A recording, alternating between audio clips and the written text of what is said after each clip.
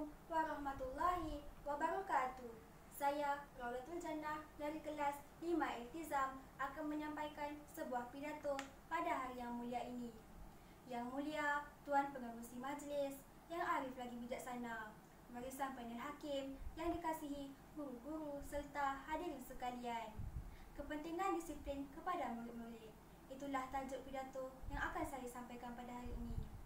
Hadirin yang dimuliakan, menurut Pusat Rujukan Persuratan Melayu, Dewan Bahasa dan Pustaka Malaysia, disiplin bermaksud latihan pemikiran dan kelakuan supaya boleh mengawal diri sendiri dan patuh pada tata tertib. Daripada makna perkataan disiplin ini, dapat kita fahami bahawa disiplin sangat mustahak kepada murid-murid untuk mencapai kejayaan. Murid yang berdisiplin dan mengawal tingkah laku mereka ketika berada di sekolah. Keadaan ini akan menyebabkan mereka dapat menumpukan sepenuh perhatian dan bertanggungjawab terhadap pelajaran. Guru-guru juga dapat mengajar dengan sempurna. Mereka belajar dengan bersungguh-sungguh akan menyelesaikan tugasan yang diberi oleh guru dengan sempurna. Sikap sebeginilah yang akan membawa kejayaan yang cemerlang dalam pelajaran. Hadirin sekalian, peraturan dan undang-undang dapat melahirkan seorang murid yang disiplin. Pelbagai peraturan seperti menepati masa, menyiapkan kerja rumah dan lain-lain perlu diamalkan. Dengan ini, murid dapat menumpukan perhatian dalam pelajaran. Selanjutnya, mereka dapat memperolehi keputusan yang cemerlang dalam peperiksaan. Bak kata pepatah, sambil menyelam, minum air. Murid dapat memperolehi keputusan yang cemerlang dan disiplin diri mereka dan ditingkatkan lagi. Hal ini jelas menunjukkan bahawa peraturan dan undang-undang dapat melahirkan murid yang berdisiplin. Hadirin sekalian, antara sebab perlunya murid-murid berdisiplin adalah untuk membentuk generasi yang dapat mengelakkan diri daripada terjebak dalam gejala sosial.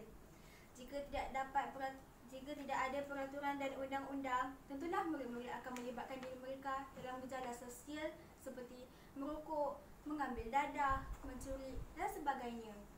Ini akan melahirkan murid yang tidak berakhlak. Jelaslah bahawa peraturan dan undang-undang sekolah harus dipatuhi supaya boleh mengelakkan murid daripada terjebak dalam gejala sosial daripada peringkat awal lagi. Bak kata pepatah, mencegah lebih baik daripada mengubati. Hadirin sekalian, disiplin juga amat penting untuk membentuk warga negara yang baik dan berakhlak mulia. Murid-murid yang telah terasuh daripada awal lagi dengan disiplin diri akan dapat membentuk jati diri menjadi warga negara yang baik, bertata tertib dan berakhlak mulia. Keadaan ini sangat bertepatan dengan peribahasa Melayu, "Melentur buluh, biarlah dia rebungnya." Murid yang mematuhi peraturan dan undang-undang sekolah dapat mengelakkan diri mereka daripada sebarang kemalangan. Misalnya, murid harus mematuhi peraturan yang terdapat di kantin, kelas, makmal sains, bengkel dan sebagainya.